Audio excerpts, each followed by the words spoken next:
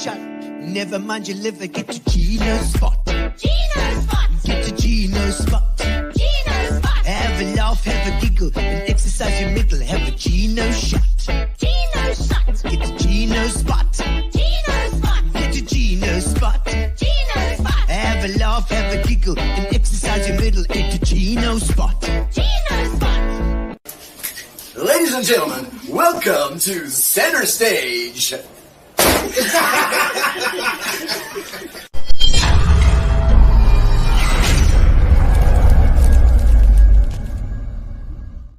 And with that introduction, there we go. We are back for Gino Spot Tuesday, every single Tuesday, although today is Monday. Yes, we know that. That is because I am away this Tuesday. I'm in Cape Town doing I'm doing a gig with Musi Mamani, actually. He's doing a little talk at Bridge House School in Franschhoek. So I will be sipping a bit of wine in Franschhoek tomorrow night, and we are going to rebroadcast this live now for you guys, and we are going to be broadcasting it again tomorrow night as well, a rebroadcast tomorrow night, because tonight is an interesting show. Indeed, it is our very first Sports Biscuit show. Sports Biscuit, of course, Neil Bisseker of erstwhile Algoa FM fame is going to be popping in every now and again and doing a bit of sport. He's obviously been involved in sport and in finding and searching for all the sports news for so long that I feel that he should really have a platform that he can do it with. And so we've got Sports Biscuit for now that we're going to be doing every now and again, and we'll get Neil on just now that he can talk to you. Welcome everybody. Welcome to the show. Tonight we have Dave Hurr. Dave Hurr from, he's got his fingers in a whole bunch of pies. We're going to discuss that now. We're going to find out what the secret old grey handshake needs to be, and we're going to find out what the cult-like activities of the Old Grey Institute are all about. We'll uncover it here tonight. Indeed. Ladies and gentlemen, welcome, and thank you to our sponsors, of course, Spar, who's been sponsoring and helping Gino Spot for the last three odd years now. I think it's 2.5 years. Absolutely amazing. As well as Amobia, our internet support. Nicola and the guys have been, in fact, it was a year. I think it was a year since Nicola's show was on. If you want to have a look at Nicola Smith, heads up Amobia. We had an interesting show, and it popped up the other day in my memories. And then, of course, we have to thank Fitch and Leeds for our prize at the end of the night. All of you that are online at the moment can win a case of Fitch and Leeds if you win our competition at the end. We're going to pick it from all of you. If you make comments in the comments, please put some comments in there. Also, please subscribe to our YouTube channel, because the YouTube channel is the best way to watch our show, our Gino Spot show. You can subscribe to it, and then you click on the bell, and then it reminds you every time, because in case you're ADD, just like me. All right. So tell me what you're drinking. Tell me where you are and where in the world you are. We often have expats saying, "How's it from America?" Or even from Australia. Where's Ronald Minnar? He was always getting up. I think he was getting up in New Zealand at the Sparrow's Fart to come and have a squiz and see what's going on in Gino Spot every single Tuesday. I hope he's up now today. It's Monday. So tell me where you're watching from and what you are doing, or just send me a message and I'll sing your response in the comments. We'll sing the comments for you. We're gonna do a little song. We always do a little song to start. That's right. You shake my nerves and you rat on my brain. Too much love drives a man insane. You broke my will. Oh, Gavin Hogg, where is you today? Dylan Scott, Cooper is here. He says, hey, dude, give me the devil on. The devil sign, that's right. Pamela Ellis says, hi, Biscuit. Running late tonight. Brendan Kelly. He says, hi, Gino, I'm back. Unfortunately, you've been competing with the IPL for the last couple of weeks. Well, I'm sipping whiskey tonight. I've got got a little what she needs tonight. Camilla Ellis, a case of Obies would be nice to good. My God, that's a lot to drink. That's right, a whole case of Obies. You're gonna have Camilla Ellis walking around town. I don't know, dancing in the street. Bob Webster, don't you love her, Maddie? Thank you, God. That's right. Michael Offer, Bella Gino, and Tommy Hurr. That's right. We got the Bronze Arroyo. I'm in Raptors. You wildlife best estate in Hoots, break. Having that little Johnny Walker Black. That's a nice one. It's the benchmark of all the Johnny Walkers. That's right. Tracy Watson Gills. Oh, she's back again. You're back, Tracy. Tracy's back. Indeed. That's Tracy, of course, Olivier now. They just got married. I think Ian Olivier was on our show a little while ago, and they are back from their amazing honeymoon where they went all over the bloody place. You bastards. You bastards, while we were sitting here. Nikki Hur's online. She says, we do love Chommy Hur lots. I'm sure you do. I'm sure you do. And I see Bros Rose as well. Bros Rose says, lekker. Lekker. Thank you, guys. Lovely to have you all aboard tonight. We are going to start we're going to start the evening by inviting on my co-host tonight. It's a co-host tonight, but only for tonight because I'm sure. Well, I don't know. We don't know. We might do one together again shortly. But Neil Bisseker, come in over here.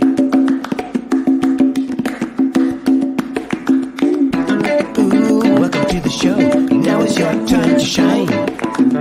We're gonna have a lekker chat tonight. Another good time.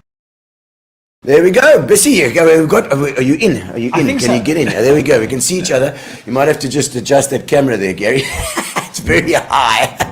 There we go. Bissy, fantastic Nice to have you back.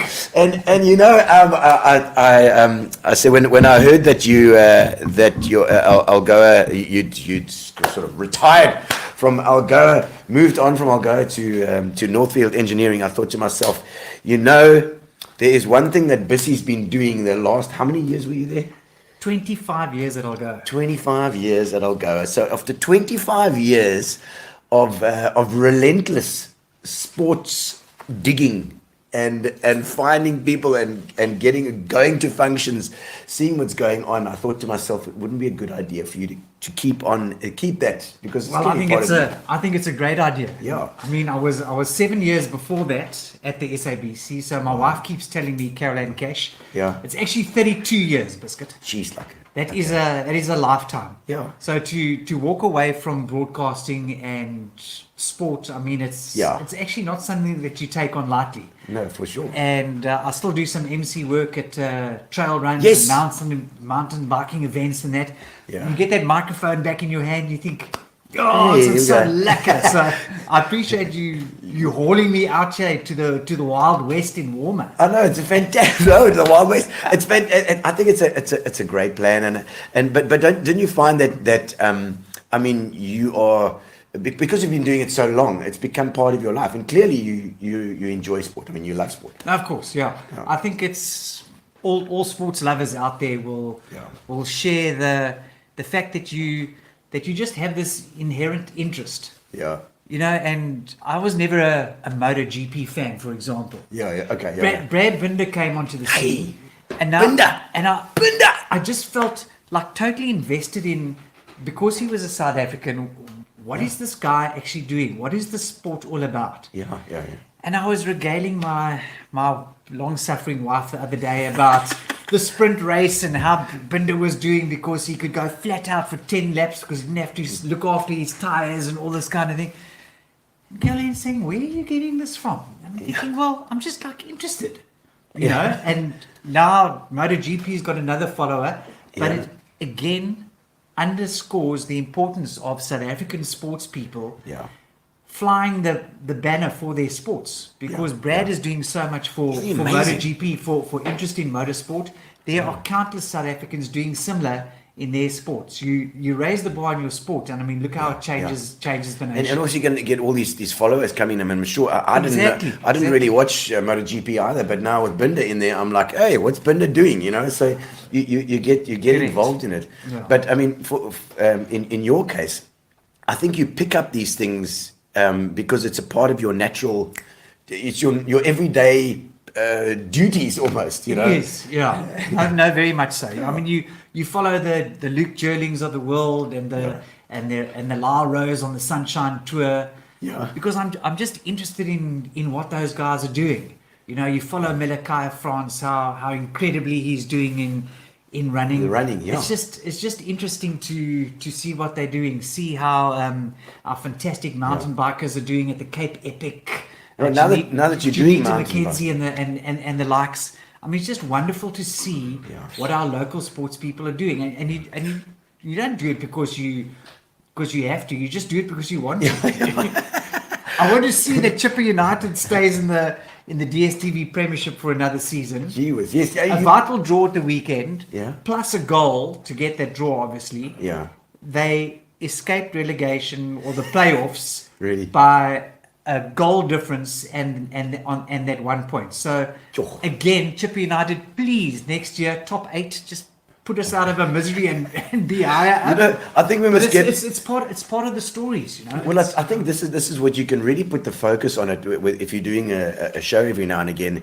The Sports Biscuit show, we can use those shows to put the spotlight on these guys. I mean, we can get the Chipper United guys in here, or some of the guys. Maybe You can train only them. fire 7 coaches a season. You can't go more than. Is it bad? Hey? No, look, I don't know how No, many I don't bought know. this year, Jeez, but it seems to be symptomatic with soccer in particular. I mean, you don't see rugby teams firing their managers all the time, or their coaches. Yeah. But for some reason, They don't give them a chance. the soccer, you can't get that Ouch! bond. But you talk about the beautiful stories behind sport. Yeah. And I think we need to pay homage to your good friend and supporter Alan Stapleton Yeah. Oh, For yes. his- A hole in one. for his hole-in-one at your wife's Elson Golf Day. Elson Golf Day was this weekend, and it's my labor of love I have to do every year, because if I don't do that every year, then I won't see any nookie for another year. So Well, I better, got to do what you got to do. so I better do that show for free. So the Elson Golf Day. Yeah, we do. so talking about well done, Alan. 6 hole at Humewood, what a place to get it on. Well, bells, man. So there's a little story. I mean, Alan celebrated, obviously bought the boys a round of drinks, but you talk about it. Hole in one is, I mean, they say the chances are 12 million to 1. I mean, I managed to get one at Fancourt many years ago and haven't come Really? close since. But you know, you can at least say you've got it. And you've got insurance. Everybody's got this insurance. Yes, yeah. This That you insurance that you use do, wisely. and then you put they pay for whatever the drinks, because you have to ring the bell, and then there's this whole thing which I saw when it happened to Stapes. Yeah. Now Stapes was a bit worried, you know. Sure. He was a bit concerned. But now I'm getting to another hole-in-one story, which a lot of people might not have heard about. But there was a chap. They had the PGA Championship at Oak Hill in the New York area at the weekend. Won the second major of the year. Yes. Won by Brooks Koepka, who's one of the who's live a golf- live golfer. the live golfer. So that's even more contentious. But you know the tours need to sort out their nonsense. But be that as it may, so he grabbed the headlines as a live golfer winning his 5th major. Yeah. Pretty darn impressive. Yeah. But there was a chap in the field, and this is what I love about sport, is the little stories, the human interest stories. Yeah. So the PGA Championship is open to PGA club professionals. Okay. You obviously have to qualify. All right. But if you qualify, you get invited and you play in the field. Yeah. And you have to make the cut, otherwise you make no money. Otherwise, you make no money. Okay. So you are a professional, but you're not a touring professional. You're a club professional. Okay. Like we've got all our Yes, club professionals Titch here. Moore was here, and I think at that time it was. I just remember these names. Yes, The club, yeah. The club professionals. So Tish did play on tour, but you've got the club guys who sit in the pro shop and they organise your lessons. Graham Well at P Golf Club's a good example. You know. Okay. Cranwell. Yes. Staunch club pros. And they had a chap who played in the PGA. His name was Michael Block. Okay. So his day job is looking after a club in the area. Yeah. But he qualified for the PGA, Yeah. and he's playing in the second to last group last night in the company of Rory McIlroy. Yeah. Because Michael Block was playing. Really? Yeah, he was right up there in the top 10 the whole tournament. What does he do last night, or well, our time? Yeah. But he gets a hole in one. Oh, no ways. So Rory Jesus. McIlroy, who's this storied, famous fan, I mean, he's probably the most loved golfer in the world No, absolutely. right now. He says, well, I didn't hit very many memorable shots out there today. The most memorable shots came from my playing partner, Michael Block, who became the darling of the PGA Championship. Wow. No one had ever heard of this guy before. So you- Ever heard of him? You get that He finishes in the top 15, which means he automatically gets invited back next Okay, year. Fantastic. And the sponsors of this week's tournament very wisely decided to give him a sponsor's invite Quickly, while he's here. to this week's tournament. So he won't Yeah. be back behind the counter at the pro shop this week either. Wow. So he gets a But full those are the kind of beautiful stories, and you know, you see the emotions of these guys. I mean, he couldn't believe what was happening to him, and the crowds were just loving the guy. Yeah. And it happened in the Professional Golfers Association's championship. Yeah. It happened in the PGA. I mean, Okay. you can't actually write these. You can't Yeah. script these kind of stories. That you can actually come within one tournament, you can actually just push yourself into that league. But you create so much excitement and so much love for yourself as a person and for the sport. The underdog. You inspire so many people. Yeah. And that's what I've always loved about sport. I've always just loved the human interest stories. Yeah. I mean that's essentially what sport's all about. It is. It is. It's like almost like music. I always, people say there's sport and there's music, and the music brings it breaks down barriers, cultural barriers. I mean, you're playing the same sport. It's the same as with music, where the music gets through the cultural barriers, and which is what we need as well. So sport is a great way to unite people too. It's well documented. Absolutely. You told me about a few things and I don't know, a couple of little sporting tidbits that you had just to whet the appetite. I think we need to pay homage to a good old mate of mine, Charles Jonk. I don't know if Charles is listening, but he's South Africa's... Somebody tag Charles Jonk. Charles Jonk. Tag him. He's South Africa's #1 snooker player. And he's from PE. He's right here on our doorstep, and he cleans up at pool. He cleans up at snooker. Yeah. He won all the major awards at their awards ceremony. Recently, highest break, SA champion, snooker. Proper snooker, like pool.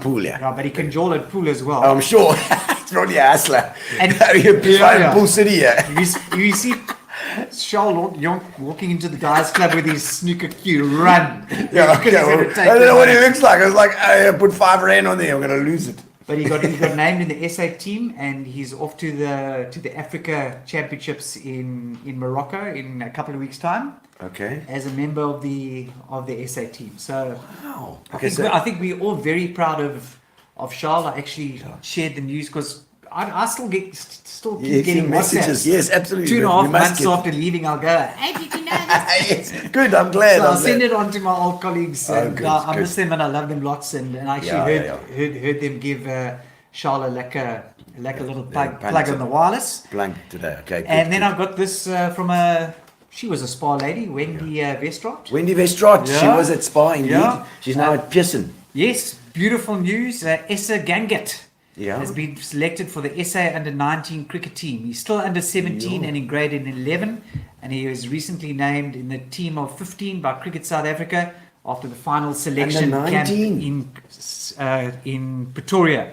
The team will travel to Bangladesh for a 5-match 50-over series starting this winter, and Essa is the first ever Pearson player to be selected for this Wow. Well done, Pearson. So Essa Gangat, watch that name. Fantastic. We are, Lovely to hear these stories. These are the first time he's been chosen, and it's instead of 9, then it's grade 11. So he's still got a couple So more he's years. got a couple more years to go, yeah. I mean, isn't the under 19s? That's pretty much the junior Springboks, isn't it? Well, absolutely. Junior Proteas. We've had so many under 19s that have gone all the way. So. Yeah. So we hope it's going to do it. Pearson doing so well as well. The school is it's such a big school now. My daughter was at Pearson, Yeah. Gemma down in Cape Town now. But yeah. Lovely school. Look, I would like to have sent her to Grey. Oh, yeah. For some reason, it wasn't. No, we can't do that. But Biscuit, fantastic, lovely to have you aboard, and so please look out for this the Sports Biscuit shows in future as well. We're gonna make sure we do it regularly, and Sounds good. Tonight we're doing a bit of both. You can drive this interview, Neil, but we have a special guest on tonight, Dave Hurr from the old the chairman of the national chairman of the Old Grey, is it Institute? The Institute of Special Handshakes, the Institute of Funny Walks. All right, I don't know if there's a little intro to do. Ooh, welcome to the show. Now it's your turn to shine. We're gonna have a lekker chat tonight. Another good time. All right, we're in. We're getting our drinks together. It takes a while to get the drinks together. Of course, Neil is Cheers, now. John. Cheers. Good to have you. Cheers. Welcome. And we were just saying that Neil's now with Northfield Engineering, he's doing the engineering game. And are you enjoying it there? Learned a lot about rigging and all these beautiful Yes, things like- and pipe systems and that. But yeah, it's a different game, and Yeah. it's nice to actually get out into the real world. you Yeah, know? yeah. You can actually see the kind of things that Northfield is doing to actually keep the metro ticking over. Yeah. In terms of a lot of stuff in big industry. Large company. Yeah, It's- and the kind of guys that I'm working with, I mean, they really are amazing. Just very quickly, we had a big manufacturer the other day removing some transformers. Yeah. These were old transformers that a guy had bought on tender Yeah. up in Joburg, Yeah. and he wanted these old transformers which this company wasn't using. Yeah.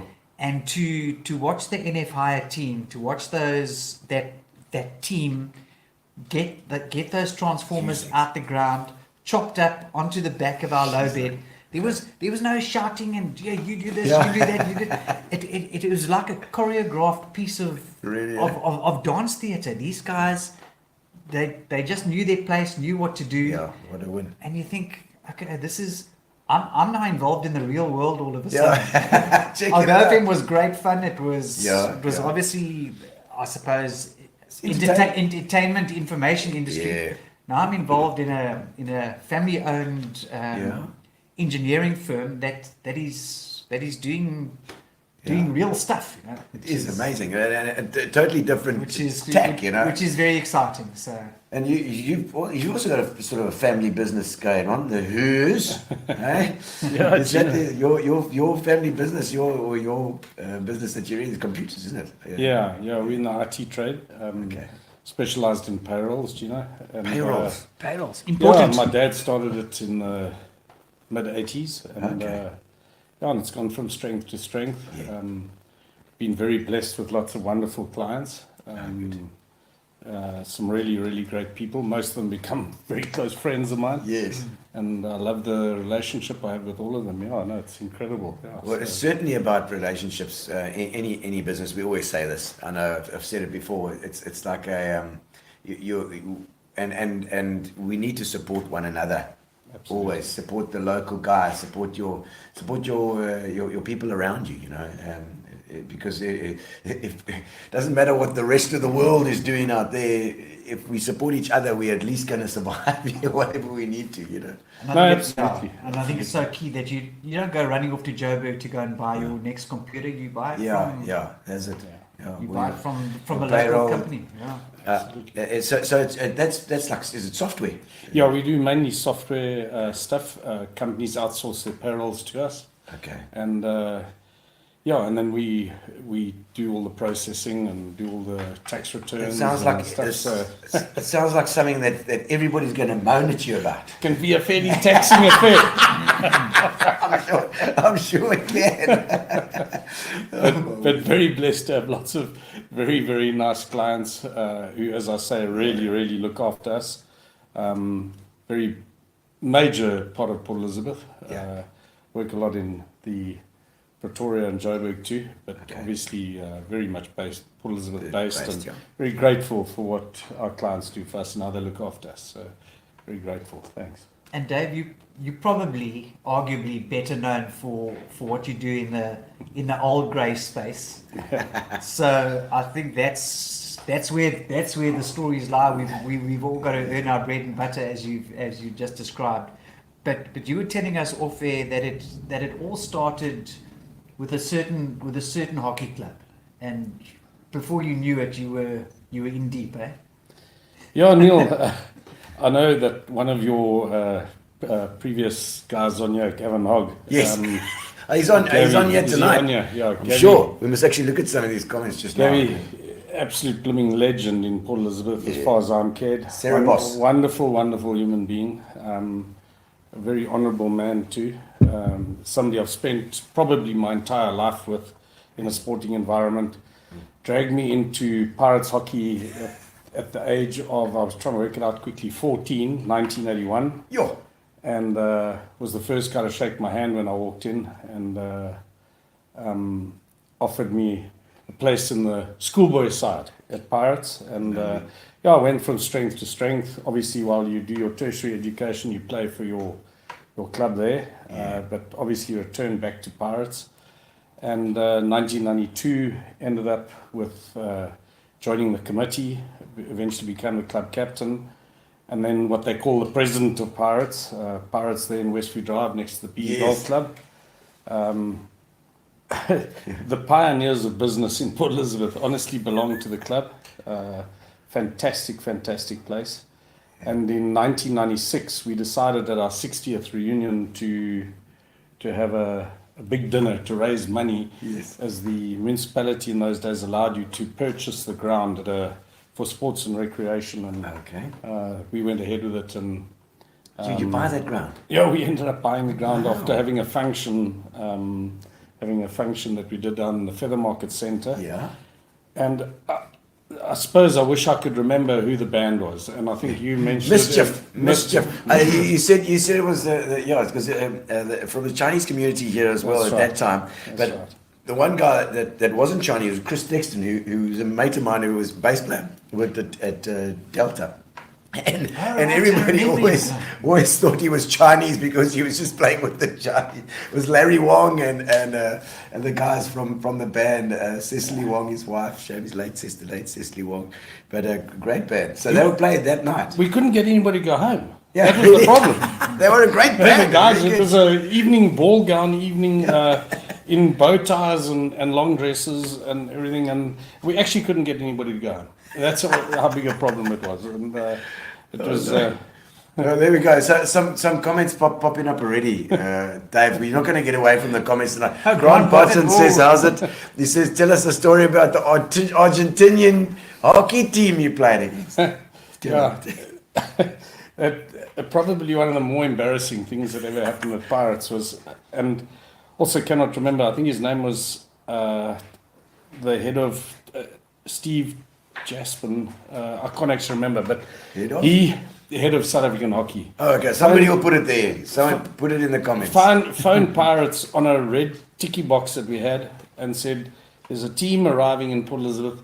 Please, could you host these guys, host this team, and look after them, and really see that they get looked after. Nice South African bra, and they'd like a nice hockey match." And they're Argentinians. And they were Argentinians. Anyway, the bus turned into Westview Drive, and it came down there, and really it wasn't.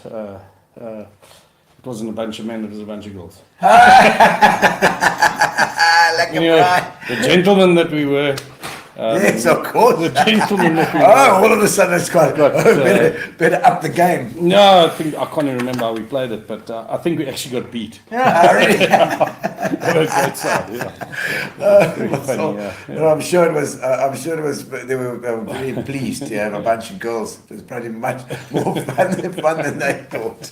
And then the old grey union stuff. Did that sort of morph from that experience into sort of being involved in administration to a point?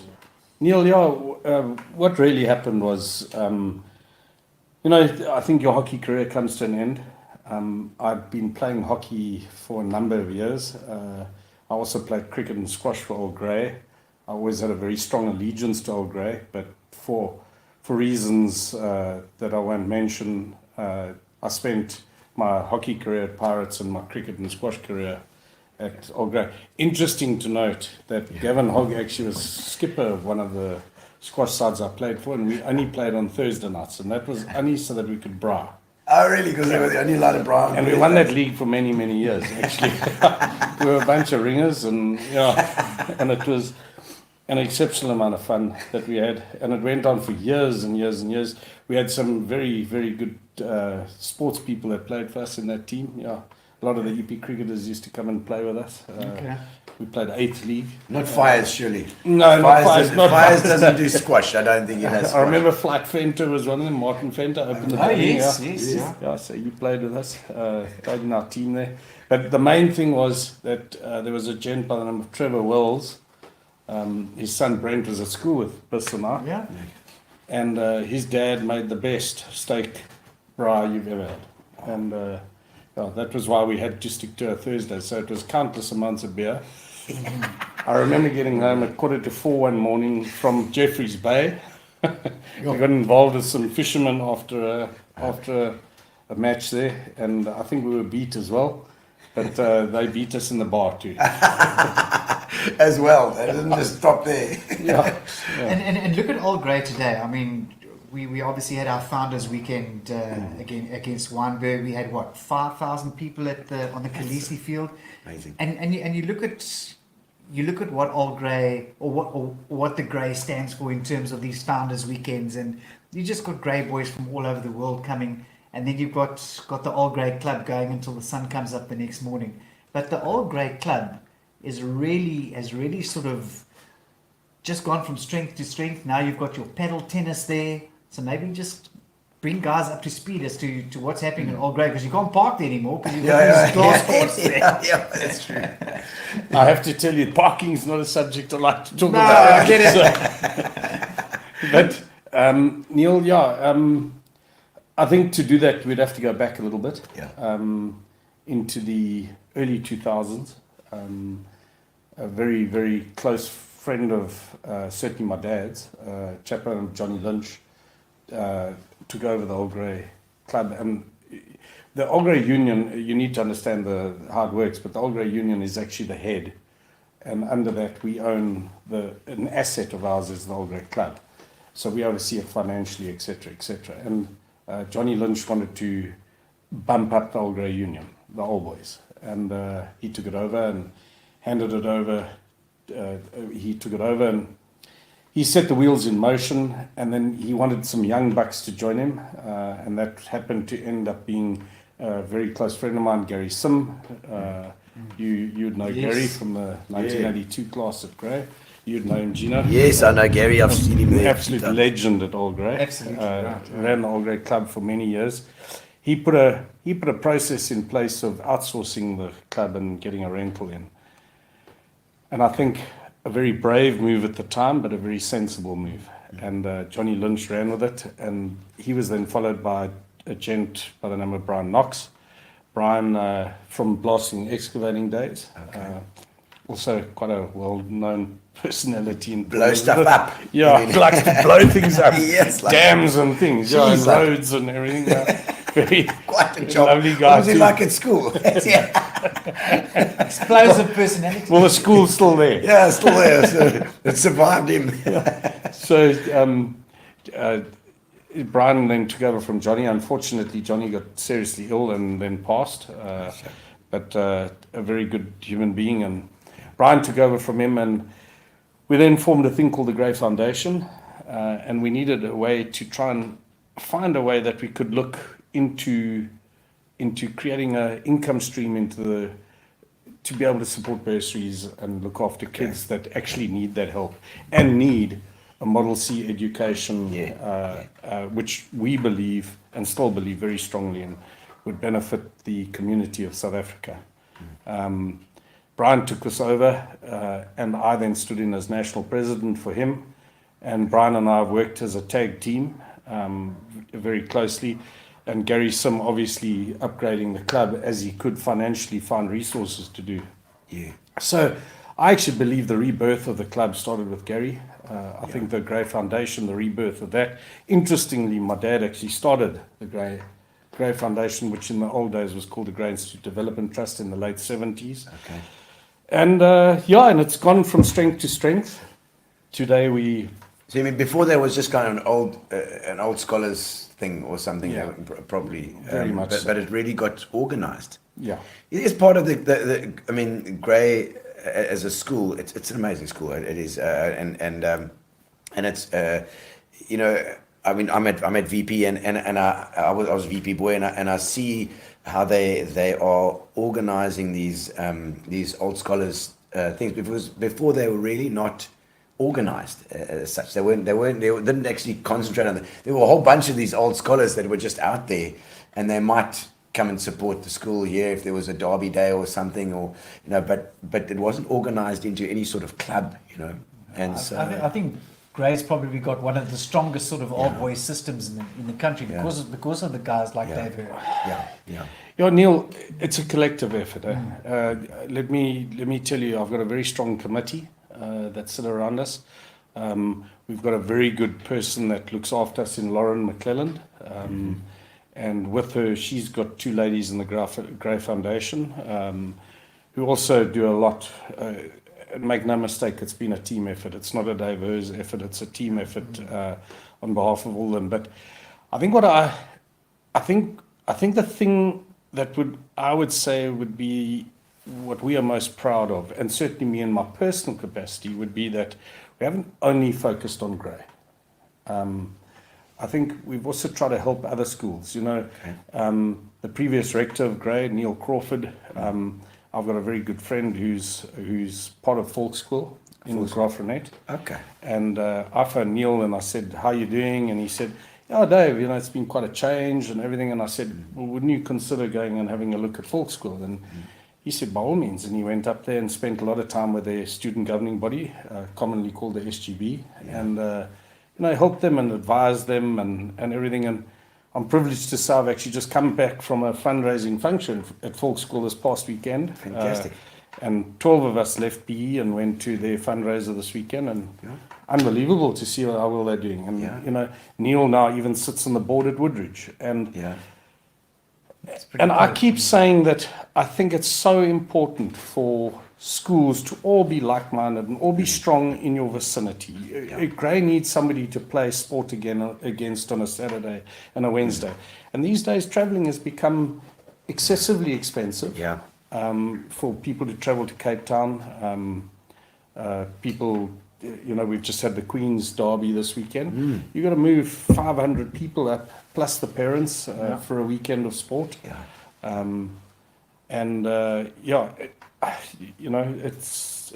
It's an impressive scene and costly. So I think it's important that we have strong VPs and Westrings and Fransbys and Pearsons. Absolutely right. Yeah, we do. Forgive me if I leave anybody out, but I think you get the drift of what I'm trying to say. In PE, though, it's for sure. We've got a lot of strong schools in PE. I mean, when we had to choose for our kids as well, there are a lot of options out there. And the old adage is, the better the competition, the more competition there is, the healthier it is. The better the whole, yeah. Absolutely. And not every school can offer bursaries for want of a myriad of reasons. But you touched on the bursaries, you try and give away what, 70 bursaries, somewhere around there? Yeah, we at the moment we're around about 70 bursaries across. That's a lot of bursaries. Yeah, it is, Neil. My hats off to people like Brian Knox and Andrew Bradley. Andrew Bradley is Cape Town and London-based old boy, who's now the chairman of the Grey Foundation. Works, also the other thing to also remember is all these guys that work like this, all working in honorarium. Yeah. There's no cash incentive to anybody. And I mean, I think that must always be spelt out very clearly too. These guys give up a huge amount of time to try and look after people, and to try and see that we get the kid who is a deserving recipient of a bursary. And a lot of people always say, it's just rugby. Well, it's not actually. It's absolutely not. It's academic. It's music. It's across the broad spectrum of all of the entire school, and I think that's what we've got. That's right. Yeah. Do we make mistakes? Of course we do. Of course we do. But I think the important thing is we try and learn from them all the time, and our old boys keep us honest, and that's what I appreciate. And the fact is that you've been the national president of the Old Grey Union for you were saying how many terms? 3.5 terms.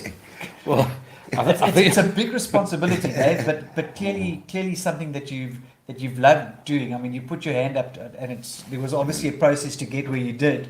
But the fact that you stuck it out and said not 1 term, not 2 terms, 3, going on 4 terms as the national president of a wonderful institution must be massively rewarding, and I'm sure you can look back very fondly on your journey. No, I can. It's been an incredible journey. It really has. It's been but it came with a lot of support from a lot of people. Yeah. Wives, kids, moms, dads, my entire family in the support. It's been a wonderful journey. I will say that we've had a hell of a lot of fun along the way too. So touch on some of the fun stuff, taxi rides and the like. We got a little bit of insight before the show. I think I'll give you the story that for me will be a highlight for me for the rest of my life. But before I say it, I've also been very privileged to have dealt with 2 headmasters and 2 rectors. Yeah. For those people that don't understand, the headmaster is the headmaster of the junior school, and the rector is the headmaster, the headmaster of the senior school. And because it's called an institute, his title is rector. Okay. And I had dealt with Lindsay Pearson initially, and then Grant Butler, and then Neil Crawford, followed by Chris Erasmus. So I don't actually think there are too many of us that could say they've had to deal with it. Yeah. My heart's bled for both of them. Taking over both of them in the middle of COVID. Sure. And I think if either of those 2 were ever interviewed by you, I think their proudest moment is they've never missed a day of school. Sure. So my hats off to both those guys for how they managed to clean that up. Yeah. We have to get them on. Yeah. But we, as I said, and obviously we don't want this thing to all be serious, but one of my real funny stories that I dealt with in my entire life was we've got Lauren, and Lauren is our employee of the Old Boys, and she's taken us to new levels since Pringle resigned or retired, and Lauren is technologically way more advanced than all of us. Okay. And we were standing outside Old Johnny's, and she turned to Brian Knox. Where's Old Johnny's? Old Johnny's in Johannesburg. In Johannesburg? Is that a pub? Or? Yeah, no, it's a club. A club? Yeah. Old Johnny's? Yes, we had our Old Boys dinner nice there. Club, eh? We had our Old Boys dinner there. Okay. And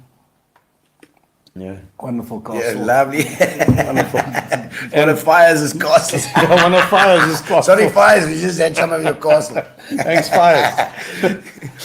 And there guy says, when the beer's empty, what's that? Dave's beer's empty. We'll get another one. Don't worry, Grant. Dave's beer's empty. Yeah. Thanks, Grant. And Lauren turned to Brian and she said, I'm tired of having to do everything for you old beggars. Won't you please order the Uber? Anyway, Brian said, absolutely no problem. Pulled out his phone and sort of, after a bottle of red wine and a couple of beers, ordered us an Uber.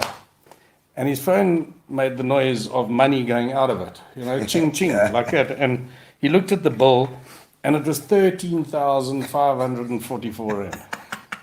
And Brian suddenly realized he'd ordered an Uber from Johannesburg to his farm in Bedford. Anyway, It's so bad. anyway, so we pulled Brian apart for years about this, and it went on Go, and on and on. imagine him. Yeah. Imagine him sleeping in the back. Hey, but where we going? No, you said I'm going to Bedford. We're going to Bedford. So anyway, this went on for years. But Chris Erasmus, the director of Grey, wanted to introduce Robbie Kempson to the Cape Town community as the new director of rugby at Grey. So we invited Robbie to our All Boys dinner in Cape Town. Okay. And at about 8 o'clock, we suddenly got very hungry. And we decided, no, we want to go to a restaurant on our way home. So we went to this restaurant, trying to keep the story short. No, no rules here. And after several bottles of wine at the table, the five of us are sitting there. And Robbie and Lauren said to me, Dave, it's your turn to order an Uber. So I said to the waitress as I was walking out, there's two entrances to the restaurant. There's this entrance and one on the left. So the waitress said to me, where are you going? And I said, to this bed and breakfast. She said, well, go out that door on the left. So we went out the door on the left, and and we stood there in the driveway for 20 minutes waiting for the Uber to arrive. And the Uber arrived, and this guy got out the car, and he had to rearrange his whole car because there were five of us. He had to put down another seat and everything and rearrange his whole car. But all the time he kept looking at me like I was absolutely not with the game. And anyway, I didn't look at my phone. So we took off, and we only took off in one gear. I paced it. It was 13.7 paces. When he stopped and said, you've arrived at your destination. And it cost me 13 Rand 50. Yes, like, That is that's so driving bad. 13 meters down the road. Let's have a quick look at these That things is beautiful. before we get to the next ones here. Bissy, let's have a look at some of these things. Please say hi to Dave and Neil from me, watching all the way in the USA. Stuart Washington, thank you. Stewie. Stewie, indeed. And Stapes was never invited. Where was that? Oh, but we talked about you, Stapes. Yes, we spoke about you. Yeah, we did. About your hole-in-one, Stapes. And let me tell you, his hole-in-one, he had to wait until the end of the night. He was happy that I was doing the MC work because it went quite late, and a lot of the guys had gone by the time he rang the bell. I think he was worried about that. He still owes us one. He still owes a beer, Stapes. Vessel Ludbert says, Lekker Dave. Are these mates of yours? There's Gavin. Gavin Hogg, come on, warmer. Come on, warmer. I think that is synonymous with Gavin Hogg. One of the proudest warmer sports club men I know. Really? And was absolutely devastated when their cricket and hockey sections closed down. What more can I say about Gavin Hogg? No, Just talking about Gavin Hogg, we were at Old Grey the other day having a little meeting, and there's Sarah Boss all over the wall. He's obviously put quite a lot of memorabilia there. Yeah. And I look out the door, and there's Gavin Hogg and his mates. Dave Emsley was among the four ball. I don't know what you call them, or the quartet playing pedal ball. But having a whale of a time. Yeah. So we touched on it, but Paddleball. just tell us about the paddle ball and the likes of Gavin Hogg and Dave Emsley and Brad Miller. I mean, these guys are playing the sport like it's the next big thing. Yeah, Neil. It started with a guy by the name of Graham Hull, and Graham's. You know Graham. Superb guy. Really a good. Also very involved in tennis in Port Elizabeth. Okay. I think it was originally at the Oval, and He used to be part of the Westbourne Oval. Westbourne Oval, and I think they've had some legendary parties there. Oh, geez, like Oval. I've been to a few Oval there. Tennis Club. If you want to meet new people and have a good party, that's the place to go. Good Lord. Yeah, so he phoned me up one day and he said, we're interested in having a look at this, bringing paddle tennis to Port Elizabeth, and could we have a chat? And we went and had a chat, and it sort of rolled along and bumbled along, and then a mate of mine, I hope he doesn't mind if I mention his name, but Lance Charles, he phoned me up one evening and he said, listen, get your act together, yeah?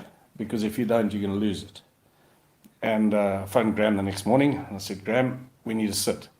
And, up until then, I had always thought it was sort of a little bit of pie in the sky, Okay. to be honest. And anyway, this animal started.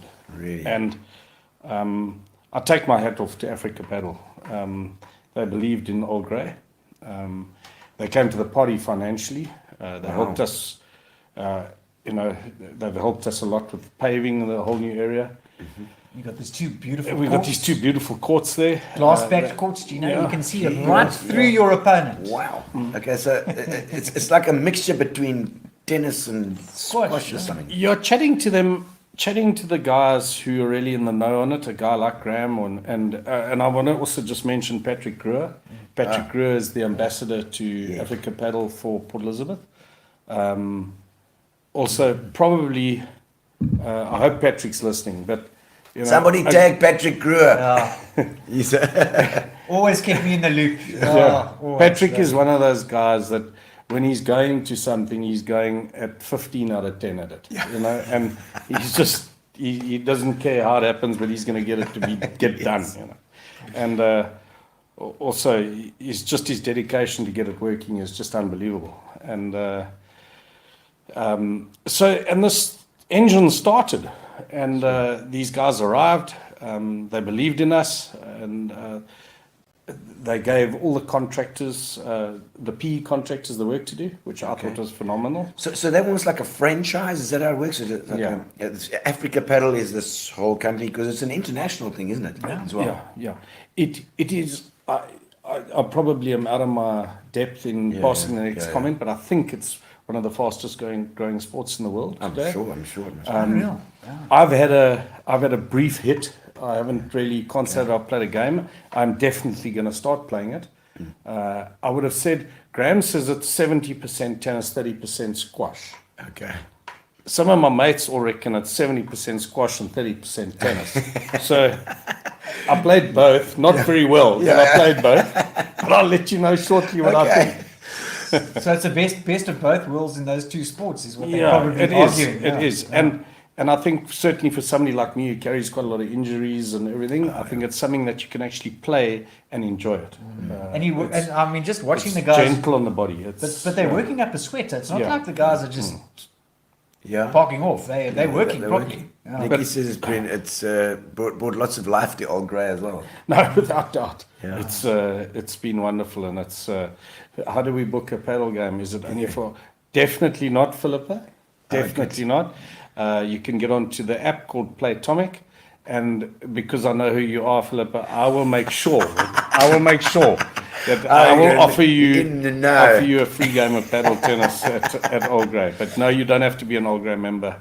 It does benefit you from a discount point of view, but if you can still book going onto their app called Playtomic. And then they've got their like little pro shop, for want of a better description. Okay. Yeah, you very can much, hire the little racket. Oh, you could hire the. I mean, are the rackets expensive? I suppose they Apparently, the top ones are not cheap. No, they're not cheap. No, The top stuff is not cheap. Yeah, but but you the can stuff get for us average Joes is acceptable. as hackers. Yeah, and I think the thing that impressed me the most was after how I haven't hit a squash ball in 15 years. Yeah. You can see. I didn't notice. and I haven't played tennis for many years. Yeah. But you can actually, everybody can play it. I think that's the unbelievable. It's very forgiving. Yeah. Okay. So it's a very forgiving game, wonderful game to play. We had a meeting there at 8 o'clock in the morning. I don't know why Northfield's having all their meetings at Old Grey. All right, What a pleasure. It's the dop, Neil. We had that's an the 8 o'clock Friday morning meeting there, and the guys were playing. 8 o'clock in the morning, the guys were having their morning workout before they go off to the office. And it's sort of right next to the restaurant, so it's quite entertaining to watch the sort of action happening literally on the other side of the pane of glass, But there they were, 8 o'clock in the morning playing paddle. I think that all sport these days has become almost instantaneous. People want a fast game. Yeah. It must have results. It must have. I hope I don't get shot down in flames for it. But what I'm saying, but you go down to a place like Western Province Cricket Club and everything's linked to the club. There's squash clubs linked. Yes. And I take my hats off to the architects, a chap Peter Simmons, who Sketchbox, who put the whole thing together of his vision and his, and you know, we've got the restaurant, and he said put a big window in there, and along with Africa Paddle, you know, he designed it. He's an Algra Union. The architects love to talk like that, you know. They always like the language of the club has to tie in with the language of the courts. That's how they talk. Double volume here. Pete, I'll discuss it with him now. No, but I mean, when you actually see what Peter did, it is phenomenal. It's really good. And the whole club flows into it. And, you know, we've just redone the deck in the front now, which is going to be even nicer. Yes, the Fitch and Leeds deck. Yes, Gary the Brain has done amazing things there as well. Bit of a race against time ahead of the reunion weekend. Gee whiz. Don't tell me, Neil. It was, it really was. And, you know, maybe it's time that I just say a little bit, because it's unbelievable when over the years that I've been doing this, and I'm going back to the Pirates days, the 1992 and coming forward, I'm so scared of mentioning names as to people who've helped me, because I would let everybody down. But You'd forget. No, I would, and I really don't want to offend anybody and make a mistake. But you know, I just look at what these guys have done. Spa. And you know, I had the absolute privilege of meeting a gent by the name of Peter Hughes. Yes. 2 weeks ago at the Grey Reunion, and he wrote me a very nice email afterwards. What an absolute gentleman! He's a previous chairman and CEO of Spa. Oh, Spa as well. Yeah. Lives in Cape Town. I'm sure Stapes will name him, because I'm sure he will. Stapes has been there forever and a day. Yeah. But you know, and then you meet you see this Fitch and Leeds here, and Gary the Brain, and Gavin Og with Cerebos, and you know, I'm so scared of mentioning names, because I just know I'm going to make a mess of it. So, yeah. So I mean, what you're saying is that's probably the most enriching part of this whole journey is the people that you've encountered. The people have given. Yeah. It's the people that have given. Yeah. You know, some people can't give it financially; they give it with time. Yeah. You know, when I look at my Algra Union Committee, those guys have been dedicated. Yeah. They've dedicated their personal time. Other guys can do it financially, and they make things happen. You know, because of that, and we can drive with it. And for me, it's made the whole journey worthwhile. You know, it's really made it worthwhile. And hopefully one day there'll be a bunch of kids that will have finished at a school like Grey, and be very proud of where they've got to, you know, because of it, getting that education. So, yeah. Are the school kids going to play paddle as well? Are the school kids going to play paddle? I wonder. They're entitled. It's not going to be an official school sport, but it is definitely a sport that they're welcome to play. Until it gets the Olympic recognition. Talking about the new, I mean, this is obviously quite a new sport. Yes.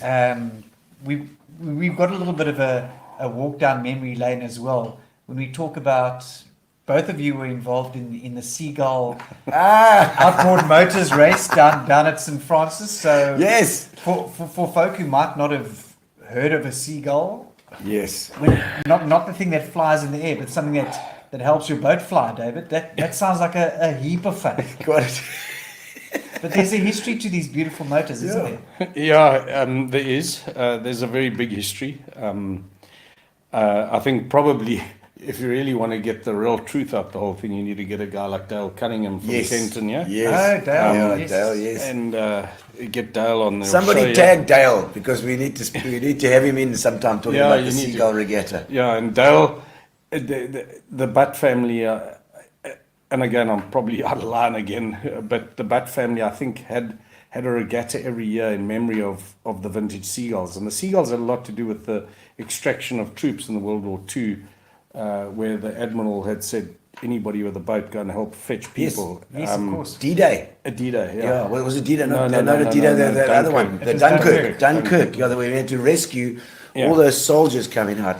And they said, literally any kind of floating craft. They literally said, any kind of craft, get across the channel and fetch our boys. Yeah, and there was this whole, and all these guys went, and they went across with Seagulls. The Seagull motor is just to explain as well for the guys. I mean, my one that I got from my Italian grandfather is 1946. So, but they go down to the early 30s and 20s. I mean, they're really old motors, and they've got this spinning like a flywheel on the top. So it's a thing that spins around at a Morse rate, and then you wind around the rope with a piece of wood on it, and you get everything right. You got to put the petrol in. You got to Make sure you pump some petrol. Pump some petrol in. Pump and some then petrol. do the choke or whatever. Some of them got chokes, some of them haven't got chokes, whatever. And then you pull this thing, and it just flies. So if your rope gets caught to this thing, you're going to be decapitated. So you got to just make sure everything's right, like a pulling your parachute. And you get this thing going, and then we have the what we call what Dave said to me that it had to be called a display. The Seagull display. Not an event. Yeah, not an event or not a race or a regatta, because then the municipality doesn't like that. You have to then get special, so it has to be a display. But just as a secret, we did race. So you went up and down the Crom a bit, did you? Yeah. Lovely. Beautiful. One of the funny things about this last one, Gino, that you actually helped me with down there at St. Francis the other day was we knew that there was a big Wesley coming up, and we did, and the canal riparians gave us the opportunity to drive our boats through their canals and back out and back up the river to our house at the top, and we knew that there was a big southwester coming up, and we warned everybody that anybody with small boats perhaps shouldn't go. Anyway, everybody left. Everybody left. And We're going. Everyone went. yeah, and there was just a fantastic opportunity for a guy in Grahamstown, Don Chandler. Yes. He started his engine, just like you said, started it, and it blew the entire carburetor off the side engine. And it backfired. So anyway, so we went through the canals, and on the way back, and for the life of me, I cannot remember his name right now, but they sank. Yes, they were. And they went to the bottom. Their boat sank. And anyway, he swam around it 3 times. And he comes from Kumcha. Kumcha. Yeah. And anyway, so he swam around his boat 3 times. When the police boat came up to him and said to him, "Sir, why don't you just stand up?" And he stood up and he was waist deep.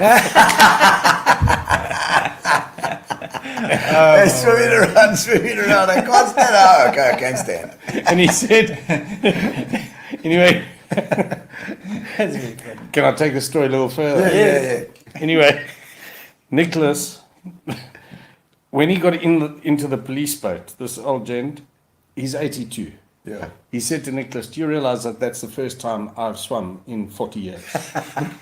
And he swam around his boat 3 times. He took his shirt off and he had a gun. His 38 special on his chest, and Nicholas jumped into the river to get away from him. Sure. I remember that. I saw him cleaning it on the side of the river. Then people said, "Is this normal?" Yes, licensed. It's licensed. Oh my soul, insane. I see Tracy Watson there. Tracy Olivier saying something about the thing. I remember I'm looking for a Seagull racer. Oh yes. Yes, Ian, you've got to do it. He wants to come and do the race. It's Ian Olivier there on his wife, on his new wife's thing. He's already taken over a bloody Facebook. You see that? That's what happens when you get married. So now, how accessible is it to get your hands on a Seagull? Neil, Not to easy. find a Seagull is not easy at the moment. Guys are even importing them from England, yeah. From England, yeah. And But they hire them, don't they? Some guys hire them. you know, Borrow I'd hate to say hire, yeah. Borrow. I think borrow, yeah. Yes. I think the easiest way is phone Dale Cunningham and borrow one from him. Because they've got these guys that have got like 50 of them. You know, they collect them because I presume it's a good investment. I hope so, because then I've got one, so we're going to see how much. Yeah, I know. $1 million. Yeah. I've just come back from Grahamstown this weekend. Gordon Wright. Oh, there we go, Gordon. Hey, Gords. Gordon's a chef. He's a great chef. And most importantly, people that are watching, Gordon and Rose, his wife, is actually the organizer of the Stoep and Stoep tasting. Stoep tasting this in weekend. In Grahamstown and in New Bethesda. Yeah. Is it coming this weekend? I think it's this coming Is weekend. it coming? When is Yeah, I'm it, sure it's Gordon? this weekend. When is it? Post the dates there for us. Nikki says, Chomi, tell us about the guys who got to Grahamstown with something missing. Oh, yes. Yeah. The Seagull race last year. So last year. 14, I missed 15 that one. months ago. You The missed COVID it. one. Yes, you must never miss another one. My uncle had COVID. I couldn't do it. Yeah, that's yeah. why. Okay. Yeah, but he had a broken leg this year. The very same guy I spoke about who blew his carburetor Yes. off the engine got in a nacha. And you can't go past Nanache. It's 8 o'clock on a Saturday morning. You have to have a pie. And a coffee. Obligatory. Yeah. Yeah, exactly. Stopped there, and they both walked out, and they looked at their car, and they were trying to work out what the hell has happened here. They haven't got a boat. Oh, and it's Don Chandler and his CJ, his son. They'd both forgotten to hitch it. Oh, and they'd driven off from Grahamstown without hitching their boat on. So it was still at home. Yeah, so they went all the way back and came all the way back again. And they realised they took him to Nanaka to realise. Yeah. So yeah, Jeez, like. yeah. I want to go back to Gordon Wright there. Yes. Oh, This weekend. I've got a wonderful. Sure. There we go. One of the most fantastic things. Dean Barclay, the doctor, the ophthalmologist with the iron laser. Yeah, iron laser. One of our classmates. One of our classmates. Class 84. We went up to, if I could say, a little boys' weekend, a little hunting trip outside Grahamstown. And we arrived in Grahamstown on the Friday evening, and there was absolute chaos going on. And it was the very first wine tasting, stoop tasting. Yeah. And Dean Barclay was asked by the optometrist there in Grahamstown, Yes. could you please take a raffle ticket? Okay. So Dean said to him, how much are the raffle tickets? So he said, they're £1 each. So he said, what do I win? He said, a bottle of whiskey. So he said, how many tickets are there? He said, 1,000. He says, I'll take all 1,000. so we bought 1,000 rands of the raffle tickets. Excellent. And I can reliably tell you that between Dean and I, it's the first thing we've ever won in our lives. And we won a bottle of whiskey. And no other people. No. Remember Don Charlie was a round table with me in the 80s, so it was a round table. Oh, weird, But didn't your dad start a round table? My dad was one of the founders of Table 108, yeah. Table 108. And was one of the head honchos of Melodrama, the Peanut Show. Wow, Peanut Show, yes. Man, Loud wasn't music that cool? and the sweeper. Yes, Remember the yes, sweeper? the people used to get, yes, you had to wear, I don't know if you remember the Melodrama stuff, but man, you'd get a burger, something in a like a plastic thing, you get a burger, and then you get a pile of nuts. Yeah. And you just threw them. pelted. Yeah, you wonder how anybody's got any hours left. I know. So Dave, with this whole adventure sort of winding down in terms of this chapter in the life of David Hurr, is it going to leave a big gap? Have you even thought what's life going to be like after national president of the Old Grey Union? Neil, I haven't really thought about it too much, to be honest. I think I'm still going to perform some sort of job for the old boys. Not sure what they want me to do yet. Because it's in your blood after all, man. Yeah, I have to give the incoming president his space to work in. I think he is going to be exceptionally good. His name is Max Vanderpoel. Obviously, he's got to be voted in AGM. But, I will be there to help him where I can. I will give him as much support as I can. I'm hoping I'll be able to do a bit more stuff that, our kids and wives want to do. Yeah. And my wife wants to do. And Beth, so I haven't really given it a hell of a lot of thought. Maybe we'll organise a few more Seagull regattas. There we go. Fantastic. This job or role, it took you overseas quite a bit to some of the other London. grey unions. Yeah, or London. Old Greys. Yeah, I never did the New York trip, which perhaps would have been one that I would love to have done. I was offered the opportunity to go to the Old Boys dinner in London, in New York, sorry. Did the London trip, unbelievable, really was unbelievable. Must have been amazing. Going there, yeah. Was homed with an old boy friend of mine, Leslie Bergman. We spent time at his home. Unbelievable place, right at the back of Lord's cricket ground. yeah. So, yeah, I mean, that sort of thing was just unbelievable to see these things. Yeah. Yeah. There's some more comments. Let's have a look here. What's Gavin Hogg says, it's Storm Norman at Lockhart's Farm. What is that? Now, come now, David. Come. Gavin Hogg, you're testing me. How's he going to tell the story No, I without can't. getting himself into cuck? Yeah. Gavin. That's so funny. No, listen, that Gavin Hogg knows. Too much. Yeah, no. He knows too much. No, I just can't tell it just because I can't do it without swearing. And I'm not prepared to We're okay with swear, swearing. yeah, No, we're allowed to swear. Yeah, we're allowed to swear. It's okay. There you go. Paul Morrick. Paul Morrick, Here hey, we Paul, go. how's Paul. it? Yeah, his mom works for me. Oh, excellent. Well, Lives in Paul was at George. school with me. Is it the Really? same Paul Morrick? I'm Is it sure it same will be. Paul Morrick there? Or the Morricks are all at VP, I think. Yeah. That's Paul Morrick. I know Paul Morrick. Okay. Absolutely. Nice to see you, bro. And I see Brian Sarai says, if it was Lockhart's Farm, it could have only been fun. No, is that- Brian, you don't understand. Huge amount of fun. What is Lockhart's Farm? Is that a spot Well, out there? He's got a farm in Bedford, Oh. just outside Bedford. Houses a cricket field there called the MCG. Oh, wow. The MCG. The South African MCG. Yeah. So he's got because the people do this. It's called the Mill Cricket Ground. Okay. And you just don't get something better. He's extremely proud of it. He's worked hell of a hard at it. Yeah. And oh wow, it's probably what I would call a life-changing experience if you're a cricketer to be invited to play a game at the MCG. So Okay. Obviously, you and Gavin were. yeah, we played there a few times, and lots and lots and lots of fun. Yeah. He had a crow called Yai, I think, if I remember. Yai. Crow, yeah. I can't go down the road. That's an awesome place, to say the least. Yeah. Brian says. Yeah, Paul Morrick says, yep. Yep. Okay, so it is the same, Paul. Good. Nice to see you online, Paul.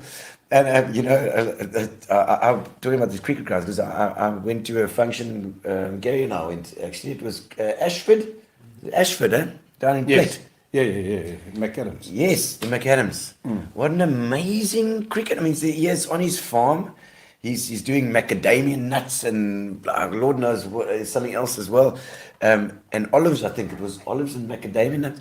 Amazing. And then he's got this huge oval, and with a massive clubhouse. Because I think his great grandfather was the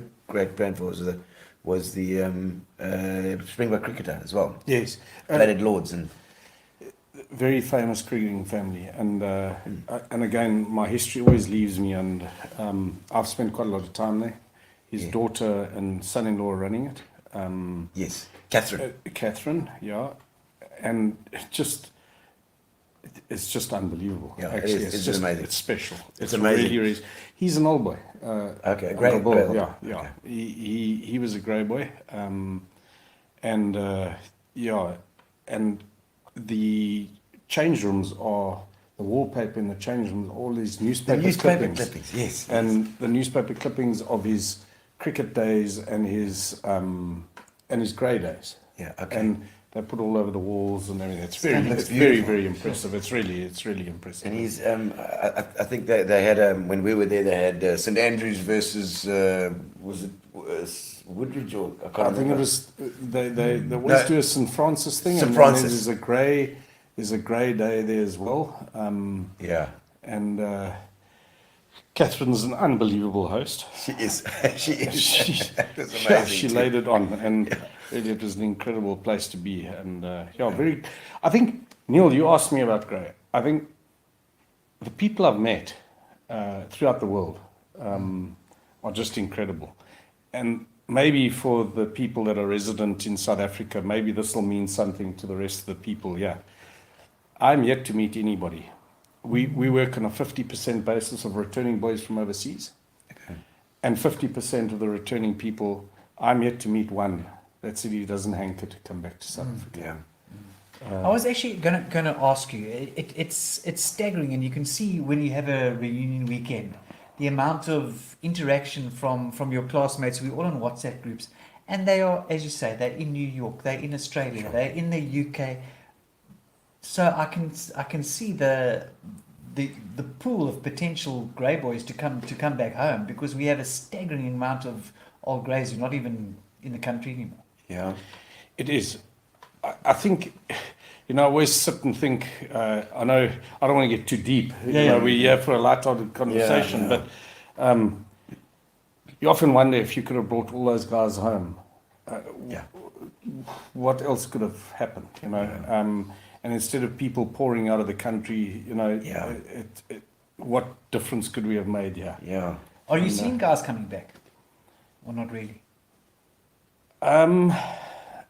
Neil, I would have said it's 50-50 at the moment.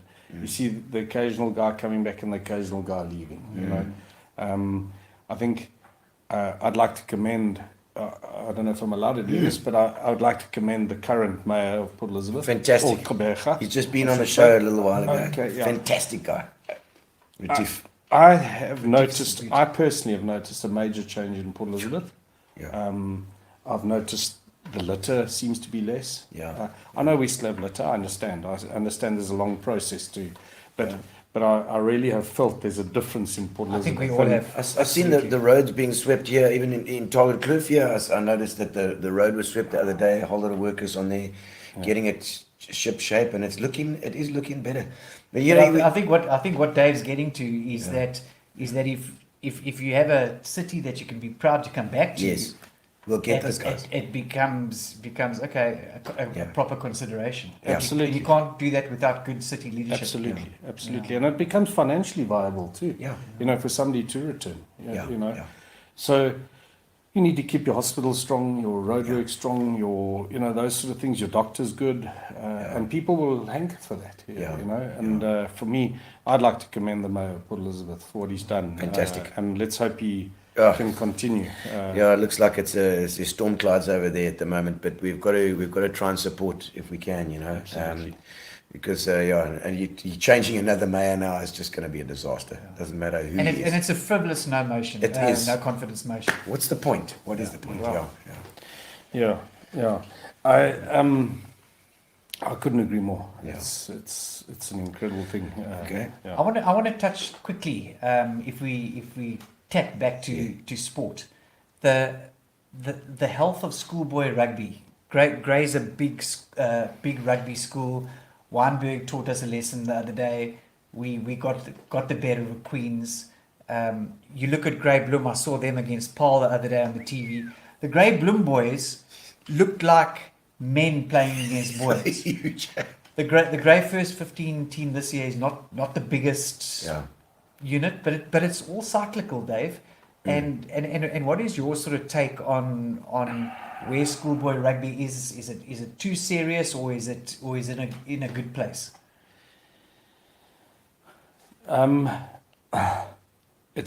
You're asking a very, very difficult question. Sorry. No. Just interested to hear your thoughts. Yeah. If I had to give you my personal thoughts, my personal thoughts are that I love schoolboy rugby. I really, really love schoolboy rugby. What a lot of people forget is you go and play a school like Paul Roos. Yeah. They've got double the numbers than what a PE school has got. So their talent pool is bigger. You then play St Andrews 3 weeks later, and they are 50% the size of a PE school. Yeah. Okay, so their talent pool is smaller than what a Grey and you play a Grey Bloom, their talent pool is as equal to the size. And if you don't mind, I'm kind of just putting question marks around the exact size of these schools. But do you want to actively engage by bringing learners into your school because they're good rugby players, or a good chess player, or a good musician, and do you want to compete? The difficulty for me is that if you don't compete, for somebody that does show that talent, then in my opinion they want to be noticed. Yeah. And if they're going to, do they want to be at a second tier level or a first tier level? If and rugby no longer, sadly, no longer rarely have a club level.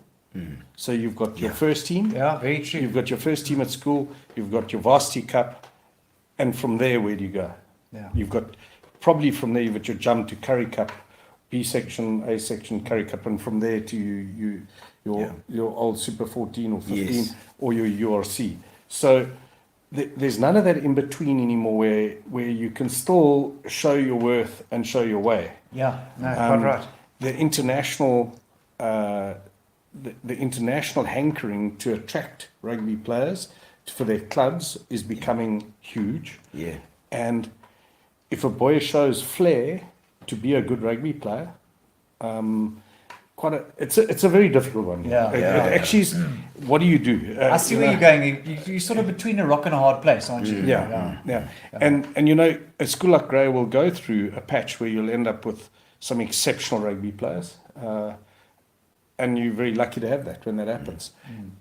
But do you want to bring in a whole bunch more boys to strengthen your rugby or strengthen your hockey or strengthen your cricket? Or Because the argument is that's why you have the school in the first place to build your own talent. But it's not a perfect world. So. And you bring in the artificially sort of strengthen Exactly. it, and it becomes like a. But then you you strengthen those guys. So Yeah.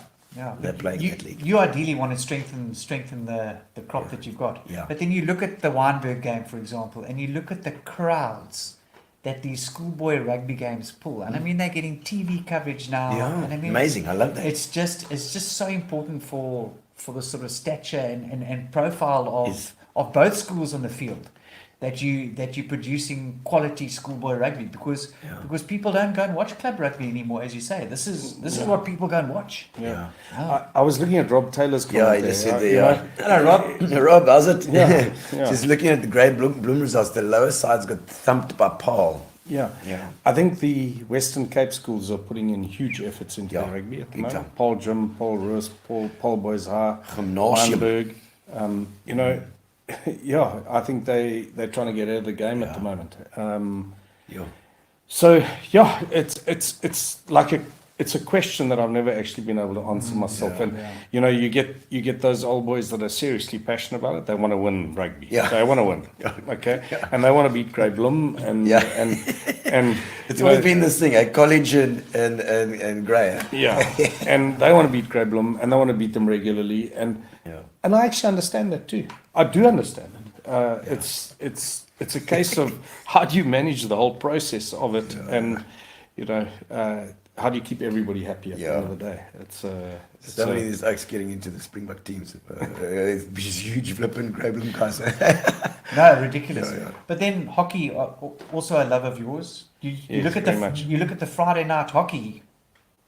That Astra. I mean, there were thousands of people around that Astra. I mean, you and I, when we were at school, there was no such thing as Astros. Now every self-respecting school has got an Astro, and it's a whole different ball game and niche, isn't it? It's incredible. It's fantastic. It's absolutely incredible to see a hockey match on a Friday evening, and it seems to be creeping into all the schools where it's. Look, Clarendon Park Primary putting in an Astro. Exactly. I mean, that's a primary school. I used to put my Just tent for my parents' night. But I mean, it's nice to see. You know, it is really nice to see. I see Rob Taylor says we all want a piece of 1984. Yeah, want a piece of 84. Well, we won that year. We beat Grey Bloom. We beat Grey Bloom that year. On the then. I see Phillip field. Dion Joubert's got a little thing that he put in a couple of comments. There's a lot more leaving that thing instead of staying. Right. He's saying He's probably right. and it's a sad part. He says there, but it's still an amazing country. Just returned from abroad on a business trip, and he still loves this beautiful country. I thank you, Dion, and you know, if we can get things right here, and I.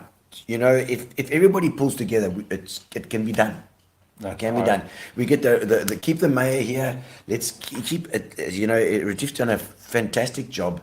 We need to just keep that stability in here, and get things moving from a just basic the basic stuff right. The public transport, the roads, stuff like that. We get it right, and we'll be okay. Well, it's the old saying: Rome wasn't built in the day, and it's the same with the metro. It's the same with with Grey High School. I mean, it's got a Yeah. fantastic history, and all these and good schools in a city are absolutely invaluable, because you living in Joburg and you've had enough of Joburg, and you think, well, where do I want to settle?